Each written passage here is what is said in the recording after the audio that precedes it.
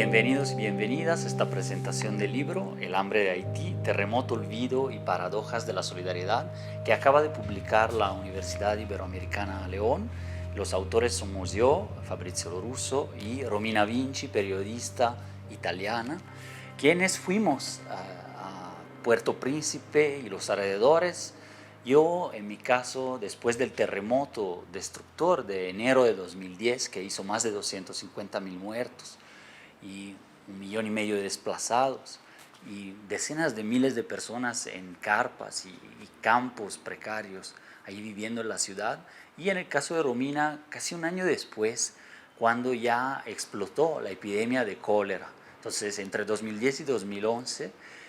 se desarrollaron unos diarios de viaje, unas crónicas, unos reportajes en medios de Italia, de México y de otros países sobre la situación haitiana después de esas emergencias. Y se desarrolló un primer libro en italiano que se llama Los escombros de Haití. Después de 3 años de que salió el primer libro y a 5 años del terremoto en 2015, nace otro libro de la editorial End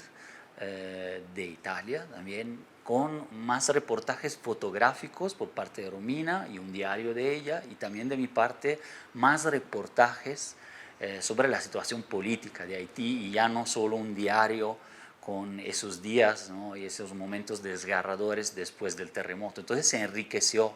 el mismo libro y se llamó El hambre de Haití. La versión que tenemos ahora en español, publicada por la Ibero León, traducida por Clara Ferri, es una versión actualizada al 2019, con más fotos, tanto en blanco y negro como de color, y más reportajes y entrevistas también. Entrevistas a actores locales y también a periodistas que fueron después de nosotros, porque se ha generado un círculo interesante de personas, periodistas italianos, italianas, que han ido después con nuestros mismos contactos, ¿no? Primeramente agradecer a Abel Fanfan, que es el presidente de una asociación que actúa para los derechos humanos y de los trabajadores en Haití, que nos hospedó en su casa en el barrio de Del Mas en 2010, en 2011, y también ha recibido ahí a otra gente y también ONGs y periodistas en estos años, para que vean desde dentro, desde los barrios, las comunidades, sobre todo de la ciudad de Puerto Príncipe, la situación pues de los haitianos y la situación de militarización que ahí primaba en esa época y que todavía sigue hasta la fecha. Entonces, El hambre de Haití nos relata todo eso y también nos habla de algunas metáforas que tanto en esa época como hoy en día pueden ser válidas para explicar un poco esas paradojas de la solidaridad y de la cooperación internacional, que por un lado se ve como cooperación al desarrollo, parece algo necesario, pero por otro lado, cuando ya se prolonga en el tiempo, como pasa en Haití hace décadas, se vuelve un instrumento de política internacional, de injerencia geopolítica, de neocolonialismo incluso en algunos momentos, y de privación de autonomía, incluso de soberanía de los pueblos, ¿no? Entonces no empodera a las comunidades, sino que genera más dependencia. Eso se ve mucho en Haití, una isla que pagó la deuda, no solo material, en dinero, a Francia por haberse independizado en 1804, primera república negra, antiesclavista y república de América Latina independiente, sino que estuvo pagando esa deuda también de esa rebelión de esclavos, ¿no?, como lo conceptualizaban también desde Europa, con mayores explotaciones, con finalmente una dependencia que hoy en día se reproduce con otras potencias, Estados Unidos, Canadá y Francia todavía, y otros países de la región y de Europa, que pues han de alguna manera bloqueado el desarrollo autónomo de la isla y de un pueblo que cíclicamente, orgullosamente, sale a protestar.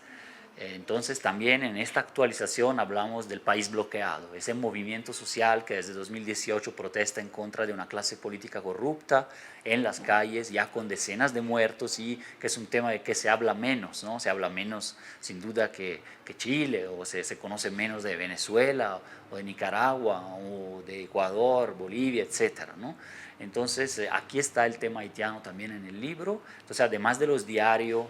de viaje, también tenemos esa actualización política prácticamente hasta la fecha, y varias metáforas nos explican la situación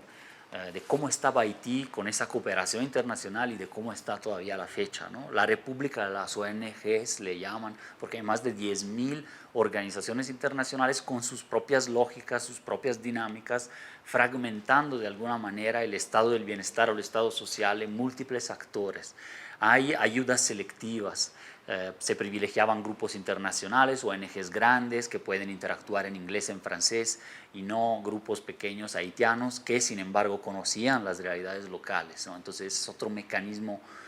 perverso de alguna manera la cooperación. Se le llaman las multinacionales de la solidaridad porque empiezan a operar con mecanismos típicos de las multinacionales y no tanto centradas en los intereses locales, y entonces son maquinarias enormes, caras también, de la cooperación internacional, que no impactan del todo o en lo que quisieran realmente en las realidades haitianas. La industria del hambre, y es el tema del título del libro, hay todo un círculo vicioso de también multinacionales, países productores, etcétera, que cambiaron la dieta de los haitianos y las haitianas en estos años, que cambiaron su sistema productivo, que siguieron deforestando también, pero también cambiaron la dieta en el sentido de que ciertas ayudas, sobre todo Estados Unidos, favorecen a los agricultores de allá, a los productores de allá, pero no necesariamente a los locales haitianos que reciben esa ayuda, ¿no? El tema de la Carpópolis, esas creaciones de campos semimilitarizados controlados por militares de Estados Unidos. Recordemos, en 2010 llegaron más de 22.000 marinos, ¿no? Y de otros países también enviaron más bien contingentes militares creyendo que la isla estaba poseída por la violencia, ¿no? En realidad eso no era cierto, pero también es otro de los mitos, ¿no? Este de la isla salvaje y violenta, un mito eurocéntrico, estadounidense, creado para mantener bajo control un área estratégica en recursos, en que está la cuarta embajada más grande del mundo de Estados Unidos, y que siempre ha tenido entonces ahí un puesto de control en su patio trasero, que es el área caribeña, ¿no? Entonces se entrelazan temas de cuentos, de narraciones de personas, entrevistas con el tema geopolítico y con la militarización de Haití, las violaciones a derechos humanos graves. Acá se relatan varios casos de matanzas y violaciones de diferente tipo a la población haitiana, perpetradas no solo por la policía haitiana, sino también por las fuerzas internacionales de los cascos azules, que generaron la epidemia de cólera, entre otras cosas, y ciertas represiones importantes en los barrios urbanos de Puerto Príncipe, criminalizando la protesta social. Entonces está todo ese tema, y hasta llegar hoy en día al país bloqueado, ese movimiento que llega hasta la fecha y que reivindica esa autonomía y el cambio político en contra de un gobierno corrupto y ya degenerado en ese sentido, que es el de Jovenel Moïse. Muchas gracias por su atención, y espero les interese el hambre de Haití y poder contribuir, informándose con este libro. Muchas gracias.